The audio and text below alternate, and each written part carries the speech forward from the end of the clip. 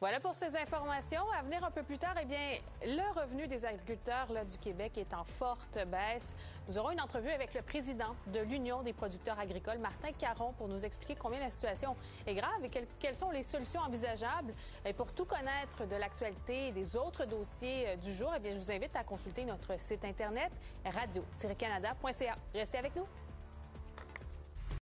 Direction le Texas aux États-Unis. On va vous montrer des images saisissantes. Il y a d'intenses feux de broussailles. Les funérailles d'Alexeï Navalny, mort il y a 12 jours maintenant, doivent avoir lieu vendredi à Moscou. C'est sa veuve qui en a fait l'annonce dans un discours devant le Parlement européen à Strasbourg. Voici le récit de Carla Olivera. Je pense qu'on se rend à une courte pause et on vous revient tout de suite après. Restez avec nous.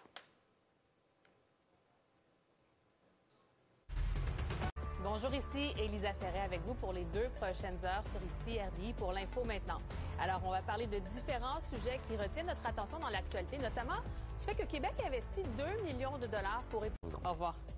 Alors voilà pour ces informations. À venir à Zone Info, Gérald et ses commentateurs discuteront de cette décision très attendue demain de la Cour d'appel du Québec sur la constitutionnalité de la loi 21 sur la laïcité. Il sera aussi question des jeunes adultes de 18-34 ans qui ont toujours besoin de l'aide de leurs parents pour payer l'épicerie. À demain.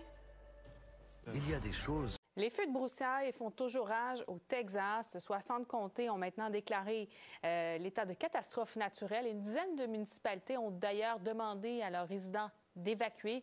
Vous allez voir des images impressionnantes dans ce reportage de France 2. Des dizaines. Au revoir.